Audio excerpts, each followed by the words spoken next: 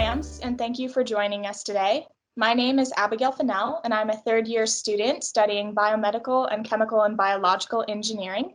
I have the privilege of serving as a CSU Presidential Ambassador and sharing stories of the positive impacts of giving. Joining me today is Dr. Eric Aoki, a professor of intercultural, co-cultural, and interpersonal communication in the Department of Communication Studies. He has worked at CSU since 1997, so he is completing his 24th year as a RAM.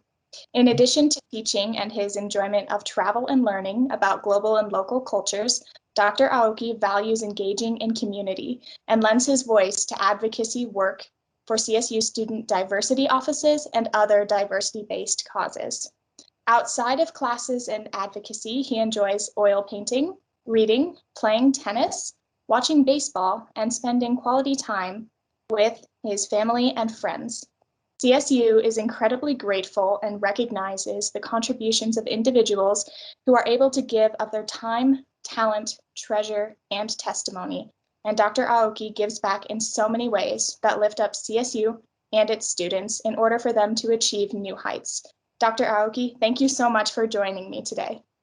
Abigail, thank you so much. And thank you, of course, to the Presidential Ambassadors team for all that you do on our campus to keep our Rams community growing and vibrant and well-sustained. So much gratitude back to you all as well. Thank you. Yeah, as I mentioned, you're now in your 24th year of being a faculty member at CSU. So remembering back through all of those experiences, interacting with students and seeing all of their successes, what has been one of the most impactful and rewarding moments in your career thus far? You know, in the day-to-day, Abigail, it's that sort of that wonderful moment of reward and just getting to see students be and become.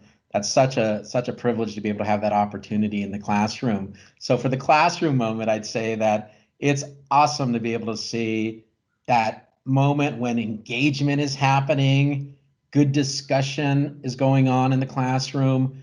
You see students asking their peers questions, and while I help facilitate that conversation of what we're talking about for the day, I love that moment. And then, of course, that key moment that I've always recognized is I love that big moment where you start seeing the light bulbs pop on in the classroom. Like that as a teacher is such a rewarding moment. And so that's something that I hold on to pretty dearly. And then I'd say kind of, growing that, it's not just students in the classroom, right? You know this from being so active and involved on campus. It's the privilege to get to interact with students at the cultural centers, over at the International Programs House, at different kinds of projects and, the honors students, the projects that we work on campus as well, too. And so it's all those other spaces around campus where we get to engage with each other. And that's such a wonderful sort of like to have 24 years of that in your memory and in your heart about how you engage and get that privilege to be able to be together for reasons of getting to know each other and learning. That's just like priceless. And then I guess maybe if one more layer of that, because I think in layers usually, but so much gratitude and thanks to our alums. Like I am so just blessed with having these alums who come back to campus, who keep in contact. One of my favorite things to do is to generally send a group of alums a picture of the Oval, as they know that I don't drive. I know how to drive, but I am a walker and a biker and a max rider to school at times. And so I usually get off and get to walk through the Oval every morning that I head to classes and to get to my office. And if you've looked at it lately, it's just gorgeous, the light and the autumn change of the leaves. But that's one of the ways of staying connected with the alums too, is having that moment and those memories of alums being back in contact and then coming back to campus too. I mean, they give so much to come back to campus and keep that mentorship and that leadership well alive with our current students as well too. So you can see it's student-based. I'm a teacher because I love having those sort of moments and those growing moments and engagement moments with students on our wonderful campus. And those are kind of like that collective memory that I have about, being here for the 24 years. Yeah, thank you so much for sharing those moments, that collective memory. I think we all can relate to that image you shared of being on the oval, the light streaming through the trees. So thank you Mhm. for being in those spaces and continuing to share those moments with students and alumni. So Yes. obviously you do a lot besides just teach at CSU. So in addition to teaching communication studies in the classroom, you also lend your voice to various cultural conversations to create meaningful moments through that dialogue. And you've dedicated so much of your time and skills to encourage a more understanding community through engaging in authentic communication. What value do you see in this endeavor globally? Yeah, I mean, in terms of like thinking about the value of conversations, to take the time, it does take time, right? And I'm really aware of the fact that not every relationship can be in depth and highly intimate and interpersonal. And yet it is in sort of those engaged moments and those getting to know moments and then building relationships is huge, right, over the course of time. But I really was, I'm a first gen student, professor scholar now, and having that ability to share my story, that sort of the what you would probably call the testimony of the kinds of things that we can give back and so forth.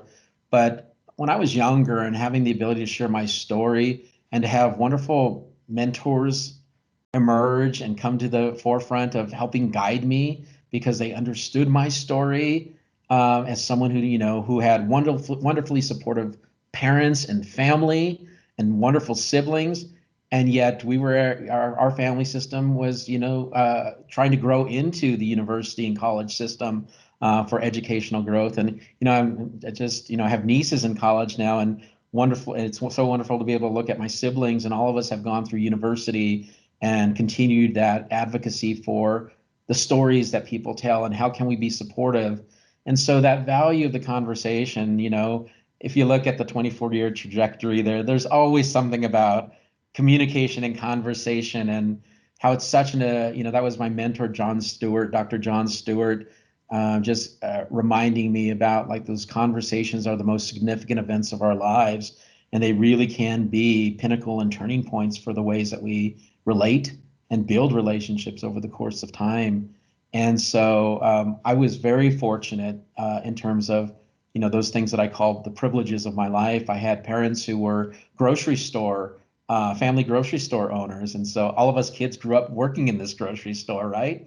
And we didn't realize it at the time, but how much skilling we got to be able to hold conversations with everyone that came through the grocery store.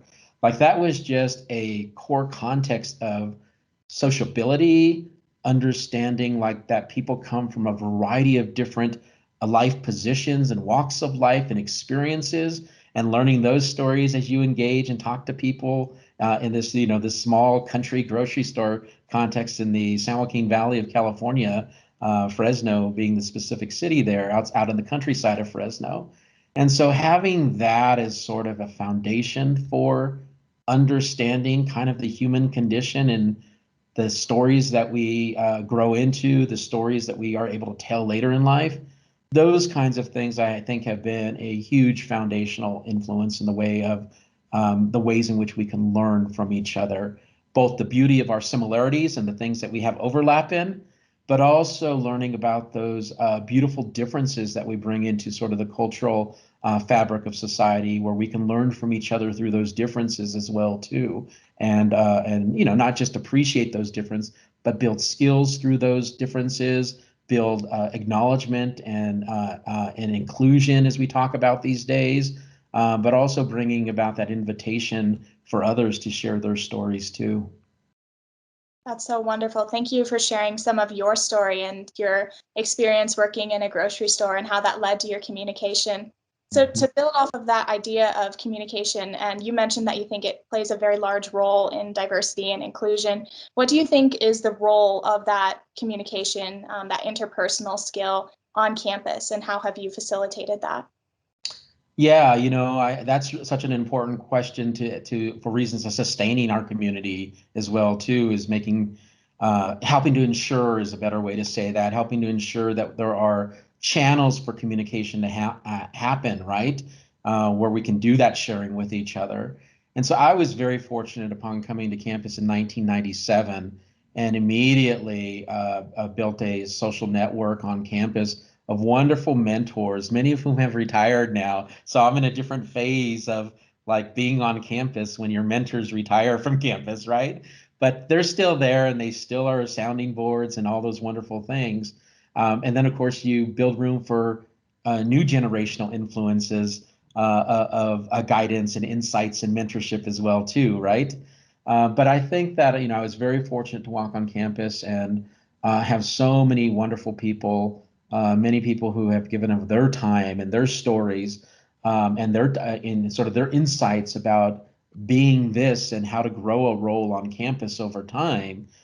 Because I came here in 1997 and, I had come from the West Coast and I had moved here from the West Coast to here. And Fort Collins, even the community of Fort Collins, was very different in 1997 than it is now. And I always joke about how, like, the posture of the cell phone or the mobile phone was not even on campus really at that time. We were barely using email consistently, right? Those kinds of things. And so a very different time, a very different place to be.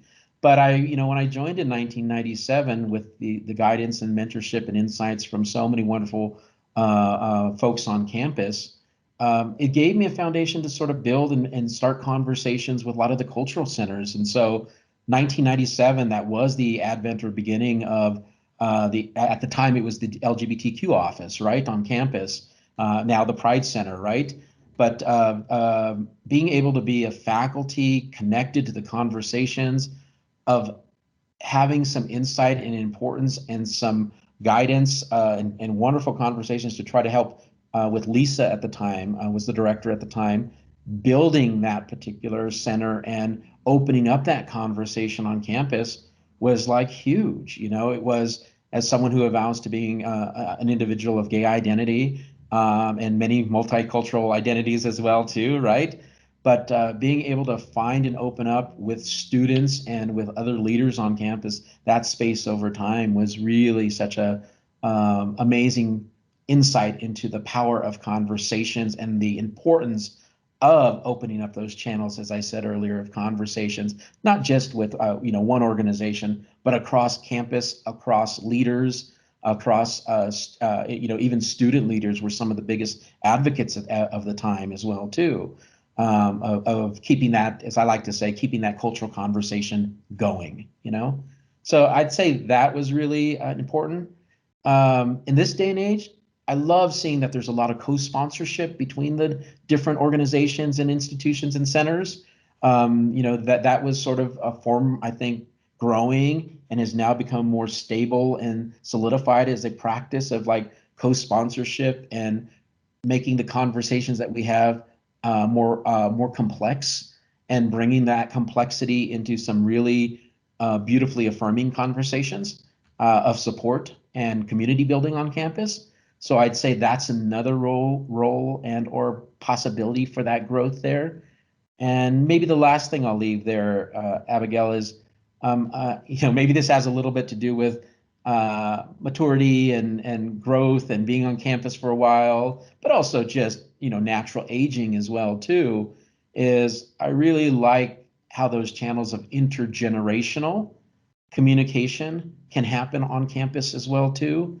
And so opening those doors and I learn a lot from listening to my students and hearing their insights about how they're navigating life and all of its complexities and beauties these days, right? You can learn so much from that listening moment. And so fostering and opening up those channels for intergenerational communication. That's why I'm such a huge embracer of the alums who come back, because they remember being here at a particular time. They can share that history, but they can also share new insights from being in different working contexts, different leadership roles that they've taken on in their own community service and advocacy, different ways of learning through the, as we say, the different seasons of our life, right?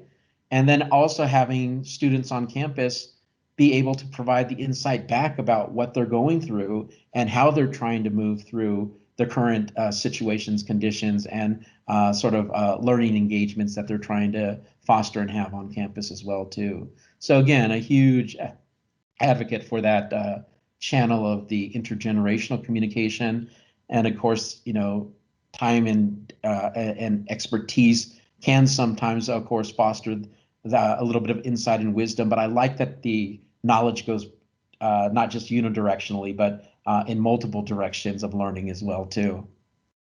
Yeah, very much lending your time and your talent to fostering these spaces and creating that dialogue, which is so important, as you mentioned, across generations, sexual orientations, and really creating that space for students and others. So thank you again for that. You talked about your interactions with your students and teaching your classes, and I know that's something very important to you. So you also mentioned that your course is grounded in many principles, one of which is that conversations are the most meaningful events in our lives. So, Mhm. to build off of that, what do you hope students take away from your teachings? Yeah, I hope that there's a takeaway for applicability and practicality of everyday life.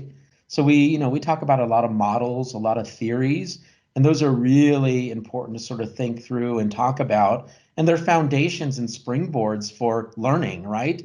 We were just talking about a model in class the other day, and we have to remind ourselves that a model is sort of like a prototype in some ways, and that there's research behind the modeling, and yet it doesn't always account for every nuance or a distinction or diversity that needs to be sort of accounted for in our human ways of living, right? And communicating with each other.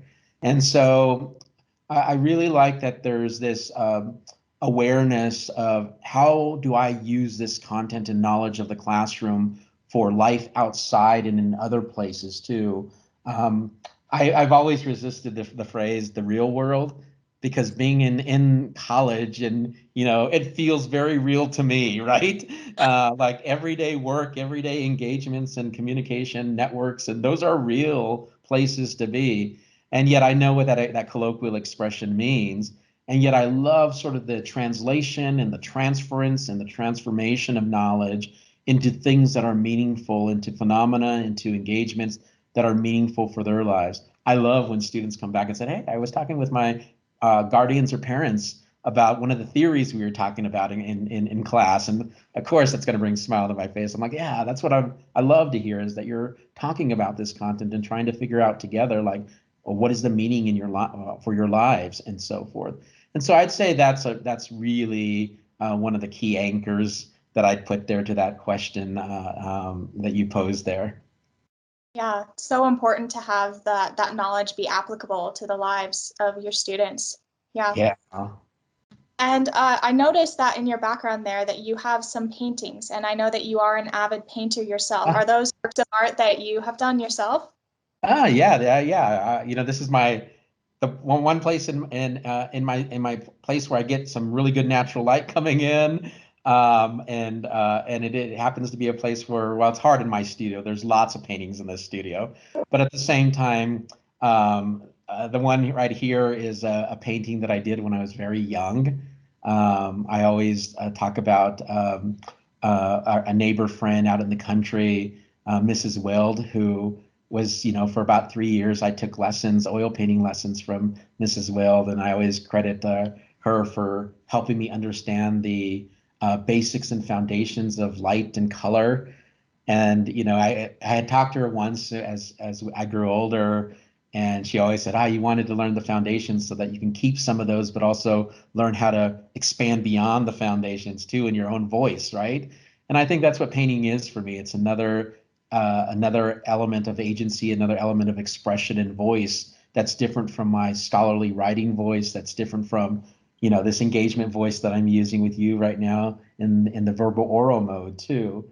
And then I keep one from my nieces always give me paintings that they did. So that's a treasure from one of my nieces who painted that. And this one right directly behind me is actually um, a painting that I did after teaching on the semester at sea ship.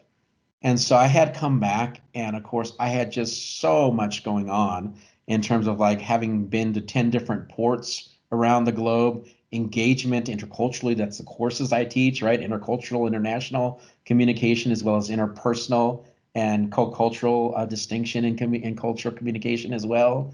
And so like I had so much like visual and educational stimuli going in that I just came home and sort of used all the paint tubes that I had to create that you see behind me. And it really was sort of just a first painting to get an expression out. And you can't really tell, you can kind of tell, but it's kind of a overlooking map of like different spaces and places that I was in. So I can look at the different colors and kind of remember where I was at as we sailed the globe and engaged through semester at sea with a lot of wonderful people around this magnificent globe. That's wonderful. Thank you for sharing the stories Of behind some of course. that.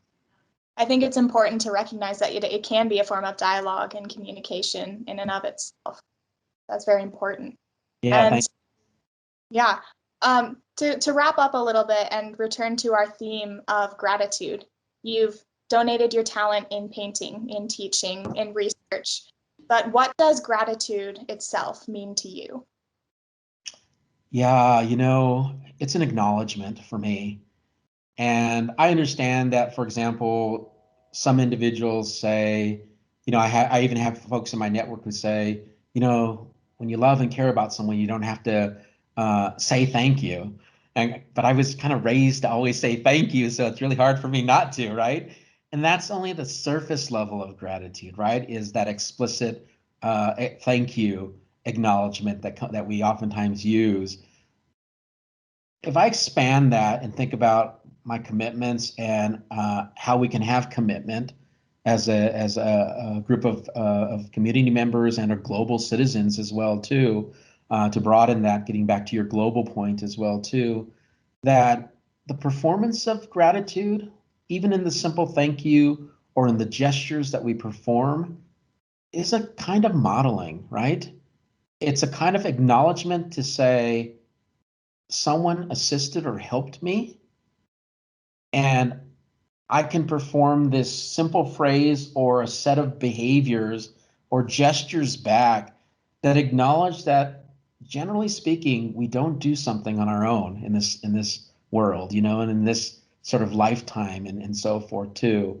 And so if I broaden that up to a bigger picture, I think it's a really just beautiful acknowledgement of performance, that we do acknowledge that we require help and assistance to make it through at times, and that we can express that sense of acknowledgement and performance back, to say thank you for that assistance or for that support or whatever it is at any given time. And so that's the way that I think about kind of the performance beyond just the simple phrase thank you. Um, um, I might also think about it in terms of like, I'm a human condition kind of individual. Um, my mom would tell you that from way back when, and always like, even to the degree she'd say, you are so concerned about people and getting along. And, those were things that they taught me. Those were things I learned in the grocery store. Those were things that I've had modeled for me. Thankfully, that's the privilege that I talk about my entire life. And so thinking about like the importance of projecting and performing human kindness, I think that's what can happen in a thank you or in some alternative to a thank you that is expressed. It could be even expressed non-verbally in the way that we look at someone when they've provided some sense of support, right? So it's verbal and non-verbal, but it could be gestural. It could be all these different ways. It could be, and this is one of my favorite ways, using of our skill sets to perform in response to that support that we may have received. So you just, said a couple moments ago, like you're a painter, and I've always acknowledged that. I've been a painter actually longer than I've been a professor, because I started painting at a very early age, and so forth. And I do it more to sort of sustain life expression and connection through arts. I learned so much through the arts. And so that building of relationships beyond the surface, but that sharing of our skills I think is what I kind of believe matters. And I always say to myself, and I share with others who ask me when they say something like, what can I do to make a difference? My response is generally, what are your skill sets? Because it's in those skill sets that you can perform back to community and global needs that are out there, right?